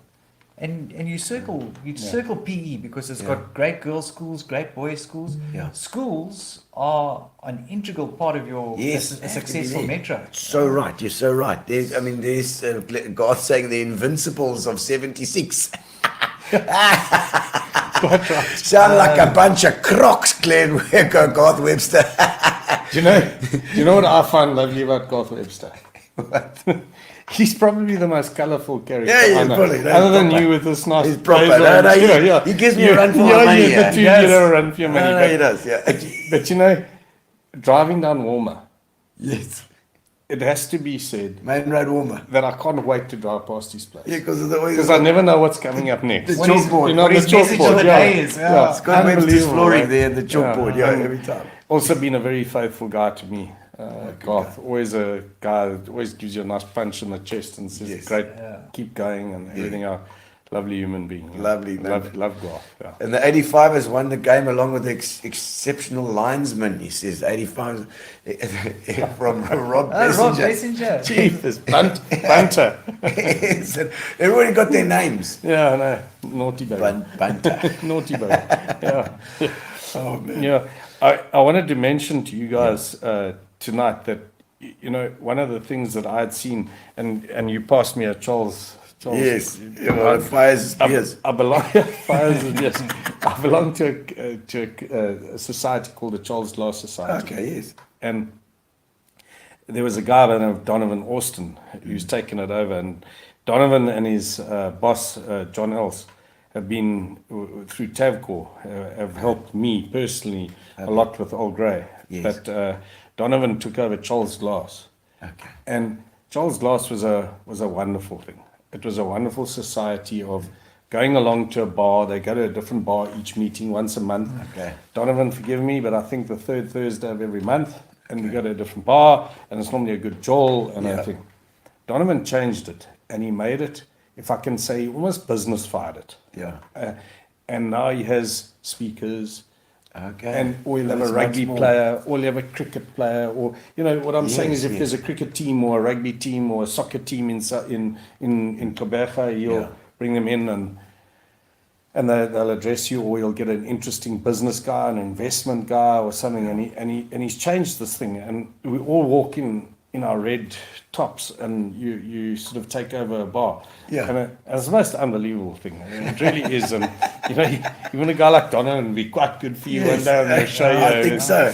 That sounds like. He's also a great guy. So the home of the Charles Glass Society, I mean, it used to be their venue at St George's Park Still Cricket Ground. Oh, really? Okay. Still is. Yes. Still is. Still is. Oh, Yeah. Castle Corner. Donovan, it's time I got invited back. Yeah, there you go. I'll invite Neil. I will never forget the night he asked Evan Etzebeth. Oh. And I had two boys at home. And I phoned my wife and I said, bring them both quickly. And I went up to this man mountain, this giant, absolute giant. And I said to him, listen, I've got one boy that thinks you're Christmas. If I asked him to come here, would you just say hello to him quickly? He said, bring him. No problem. Bring him on. Yeah. Anyway, I told my wife to phone me when they arrived. So they arrived, and he walked downstairs with me, and he opened the tailgate of the double cab and the canopy. Opened the tailgate, closed the canopy door, so there was like a table stinger. Yeah. And he picked each of my boys up like that, just like that. And then he said, "Hello, chaps." Something I'll never forget. No, I'll never forget it. I think my youngest had eyes this big, looking at this. Love it. We've got a World Cup here coming up, boys. Yeah. Yeah, I mean, that's it. Come on, World Jeben. Cup. Yeah. Yeah. Time to defend that title. It's World Cup coming. Now, Sia Khaleesi's against a race against time. Yeah. oh, yeah, it's just to get his injuries sorted, eh? I actually sent him a note of goodwill. I hope he is ready. good. We need him. We need No, him. we do. Really need him. Okay, Dave, we've got a quick one. We got a couple of getting to know you questions, but I can see that Gary's typing furiously. He wants to ask you a question, I think. But I've got we've got a couple of these questions that we do. The Gary wants to know about the wildlife. You had a game farm before as well. Yeah, we had a game reserve. We were part of a game reserve called Inzolo. We started. Three of us started it: Dean Barclay, Paul Lynch, myself. Paul Lynch, we already discussed Dean, but Paul is very involved in life saving at Kings Beach. And also one of those guys who's really been involved in the community. Really been involved. Very involved at Woodridge. Close friend of mine, like Dean. And we started this thing. It was something that happened around a table, and it happened in a few hours. Yeah, I've always been interested in wildlife. I've So you had a massive passion for it. Did you just get together and decide you were going to? We were offered a farm at like 2 o'clock, and we bought it by 5 o'clock. That's what it was like. It's really. Yeah, and Crazy. yeah, I'd always had a love for wildlife. But I mean, the Hurrs, the Barclays, you're talking about the butts, Lynches. the butts, and is this all Albany stock?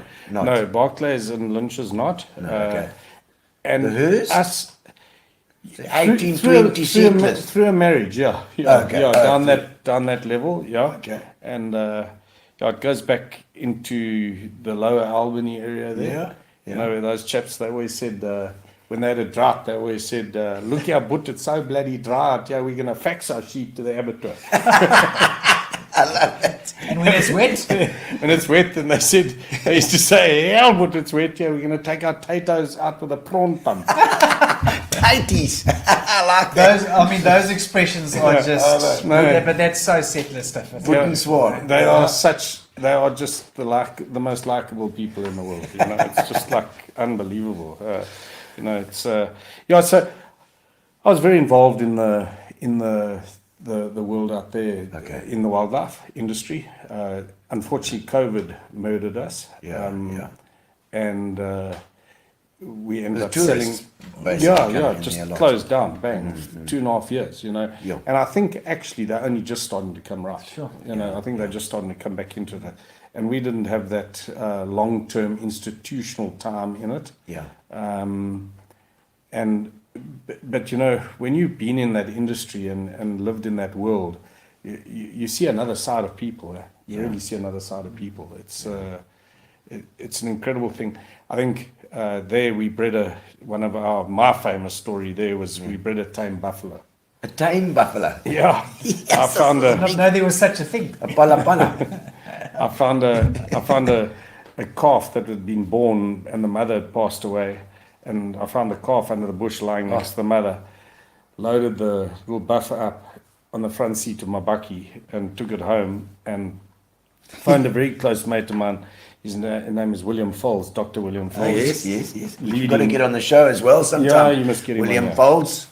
And he, there I see, that was on Amakala where Bill Aka Tickbird Folds is. What is that? Quite right. Tickbird Folds. So this little buffalo became a big Neil, it became domestic a buffalo. house pet. Jeez. And it was unbelievable how this whole thing worked. And there's a certain side to buffalo from a family point of view of running in a herd and all this sort of thing. And we didn't know what to do. Eventually we tamed it up with a sheep, and the sheep and the buffalo became best friends.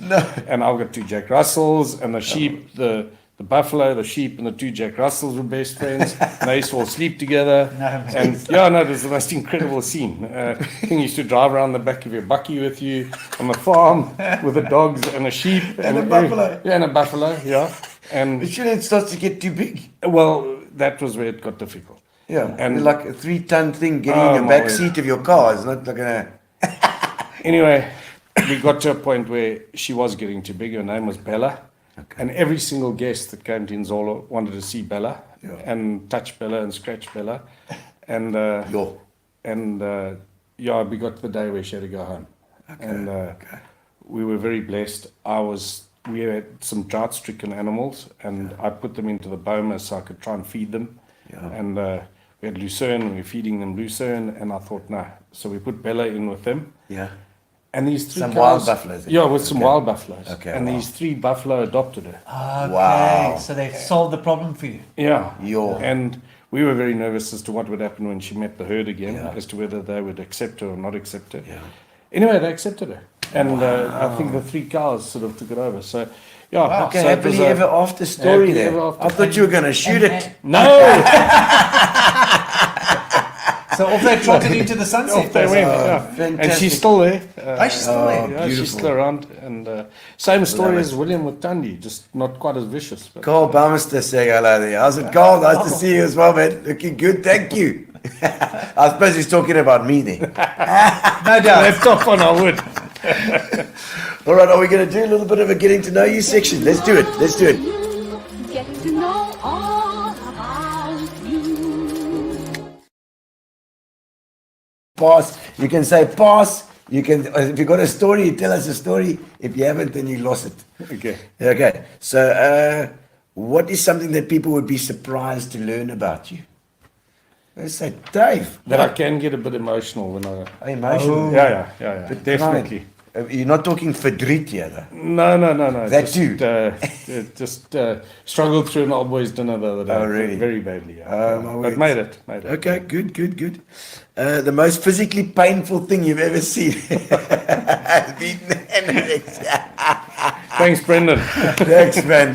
It was a hard journey for us. Brendan. Cheers, Brendan. Brendan, you're a nut.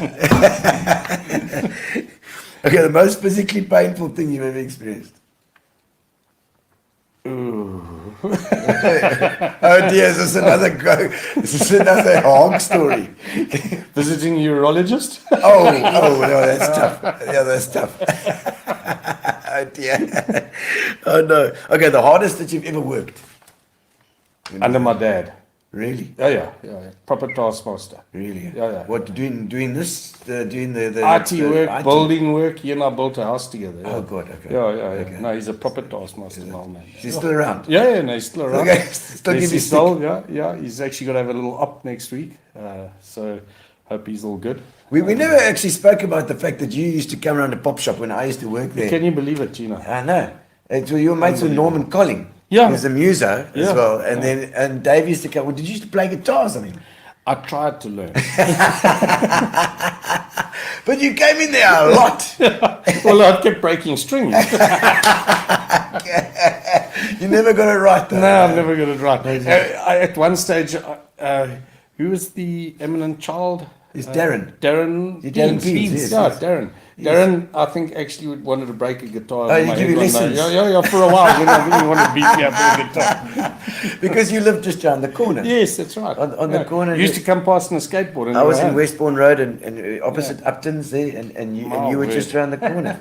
Used to come walking around. I used to come on rollerblades. Yeah, I got to know remember Dave it quite so well then. I remember that. Okay, the luckiest thing that's ever happened to you. Oh, I can tell you that. What? I asked Gavin earlier today when it was, but we won the lotto.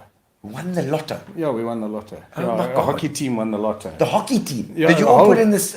Yeah, but we started off with 11 guys and 4 reserves on the team. But by the time we knew our whole team, it was actually the whole Pirates club.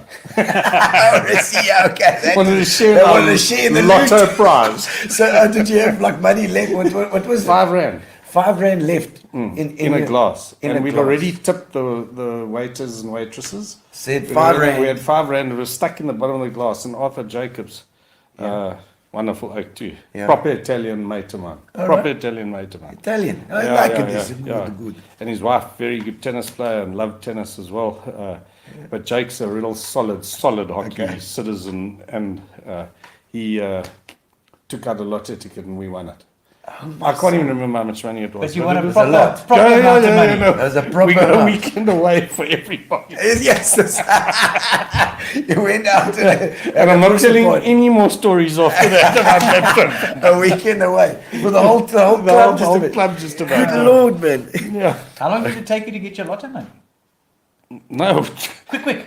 Yeah, Neil, it's so long ago, I can't really remember, but I can tell it was a hell of a lot of fun. Fantastic. And deciding how we spent it was going to be even bigger problem. I'm sure with the whole club now, you're going to share the story. What a nightmare. Okay, your biggest irrational fear? Being taken parachuting. Parachuting. No jumping out of planes. And not deep sea diving either. Oh, right. No. You don't mind deep sea fishing, though? You like No, I love deep sea fishing. But You like it? But as long as my head's up to order. Okay, right. But you say you don't fish so well. You just No, I don't fish well. I just drive around. okay, just Drink beer. drink the beer. It's fine. I saw a photo of you in a boat with some nice fish. So Did you catch selling something? yourself short. We do catch occasionally. Okay, it is. So, who do you go out with deep sea? Is No, I've got a little boat. you've got a boat yourself. Yeah, I've got a little boat. But I'm not going to say we're very good. Okay, all right. Russell Edshade will be sitting at home going, Russell Edshade's just won the Tuna Classic, also a great mate of mine. Did he win the Tuna Classic? He won the Tuna Classic at St. Francis Wow. now a couple of weeks back. Okay. And Is that Chappie's brother? yes, Okay. yes, Okay. yeah, proper fisherman. And he would agree with what I was telling All you. right, so Not not a so great good. fisherman. So there was a fluke then. Right. Oh my word! The most crazy thing you've done in the name of love? I'm trying to remember. Pass. Boss. Boss. Much safer that way. Nikki, let us know what it is. This is Nikki, eh? Nikki's my sister. Oh, so My not. wife, Bev. Okay. Bev. Oh, it's Bev then. Well, Bev, Nikki will probably Bev, know about it anyway. Yeah. She would- This is probably a safe pass there. Bev, let us I'm know. not safe for that Remind him, Bev. Remind him. What was the craziest thing he did in the name of love? I'll give her a minute. Okay, your favorite singer or band? Definitely Queen. Queen. Oh. Freddie. Definitely. He's the man. He's the man. And I'm going to be honest with you. I'll tell you something else. You chaps. Oh, you like it? Center stage. Yeah. You like I it? think you guys are world It's a class. vibe. Yeah, Vibe. and I think you guys are really world class. What you do for the PE community. Unbelievable. You Got know, to bring another Queen show. we got to Yeah. no, we're doing. We've got something up our sleeve. Actually, Fantastic. we're working on now.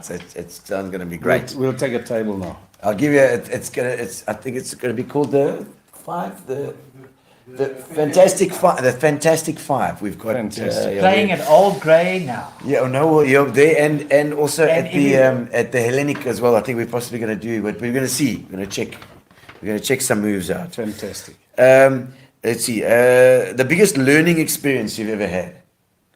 Being national president of Volga. Really? I think that's taught me a lot. It's taught me how to deal with people and rights and wrongs and all that stuff. Yeah, incredible. Good bunch of guys. Well, I think that's the lot here. Some plans for the future. What you doing in the future? What's anything that We're going to do a lot more Seagull racing. Yes, I like that. I like it. Yeah. You're gonna relax a bit. I'm going to play some pedal tennis. Hey yo, go in there. Yeah. He loved Michael Jackson, says Nikki. So you love Michael there Jackson. you, Yeah, Nikki says you love Michael yeah, Jackson. no, I like Michael Jackson. I used to really enjoy his music too. Is it? Yeah. Okay. Yeah, there we go. Wendy's saying, yeah. I just can't dance like him. All right, no, that's a bullshit thing. Wendy says, yeah, and Wendy, yes, Wendy will be doing our tickets for us as well. Okay. Now we're going to give away our Fitch and Leeds. We come to the end of the show. We say thank you to Spa. And Fitch and Leeds always give us, Gary Brown gives us a case of Fitch and Leeds. We give it to one of the people that are online at the moment. So if you hang around online now we're going to pull the lever.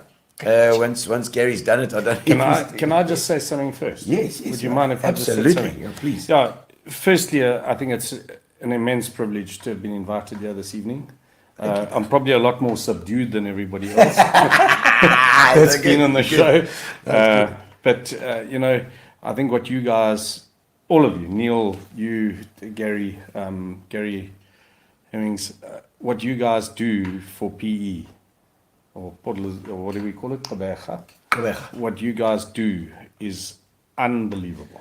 And I think it's an upliftment Thank you. to people. And Neil, I think your voice has been synonymous with the radio. And Gary and behind the scenes, and driving it and everything. I think what you guys do for Quebec is just unbelievable. Thanks, Dave. And I think everybody needs to give you a bloody warm round of applause, because really you guys are phenomenal. We're trying to build. We're trying to build. Yeah, It's just, we need to stick together to build, to make this place a better place. And as far as the guests go, we're getting out there. We going to try some new stuff as well. We've got Neil coming on doing the Sports Biscuit, which I think is going to be great fun. Yeah. With Fire's doing the firing on all cylinders. We've got Sandy Coffee doing her coffee break, where she does the more emotional stuff as well. She's very good with that. And then of course Dean Allen's been amazing. Dean, what a legend. He's coming to this town doing the book for Adrian Gardner, but also doing a pile of other stuff. And he's like a buffalo. He's like one of your buffaloes coming in. But I think, Gino, while we're getting all sentimental here for a second, we need to give Dave some huge kudos. I mean, I think everyone got a little bit of an insight into this man's life. Is a very full book with lots of pages and lots of pictures and lots of incredible stories. So kudos to you, Dave, for everything that you've done. I think you've been an inspiration to many people whose circles you walk in, and hopefully more of the general public have got a bit of a glimpse of you tonight. For sure. So hats off to you, bud. No, thank you. I really appreciate it. And I know that tonight I'm going to miss talking about some people that I should have probably spoken about. And to those guys out there, I know I forgot. I just looked at my notes. He's got a million notes. He hasn't looked at them. To mention Scott Rollo, who took over from Gary Sim in the Old Grey Club. Yes. And I know a lot of the people that have commented and everything mentioned are very well known at Old Grey. And also to Scott and the entire team, and honestly the people that have helped me over the last 20, 30 years, it's been absolutely phenomenal and made easier by having guys and being surrounded by people like you people. Thank you. Thanks, Dave. And I'm sure those guys, if you have forgotten anybody, they'll put it in the comments and they'll cuck on you in the comments, give you shit in the comments for getting... But you could obviously put in the comments, and Dave, you can reply to all these comments as well later. There's a million of them. And but thank you. We're going to pull the lever now on this thing. Let's see if Gary can get it on the screen. I don't know if it's got a graph. Let's see. There we go. We're ready for the draw. We're going to draw the lucky winner tonight and see who's on. One-on bandits. Okay. And Michelle Kelly! After Brendan's bloody comments. Just stand there quiet. I say whenever Brendan's away, I'll go around and say hello. We go, Michelle and I, when Brendan's away doing all his work and stuff. Thank you. Well done, Michelle. We'll get hold of your details. And thank you for joining us. Thank you, Dave. Thank you. Fantastic. Thank you. Bissy. Thank you. And I'm glad we got the Sports Biscuit started. Thanks to Spa. Thanks to Spa. And thanks to Fitch and Leeds for our prize. And of course, Amobia for our internet. Thanks, Gary. Yes, guys. Thanks, Gary. See you next week. Sit down, coming out of PE town. Drink, find a shot, never mind your liver, get to Gino's spot. Gino spot. Get to Gino's spot. Gino spot. Have a laugh, have a giggle, and exercise your middle, have a Gino shot.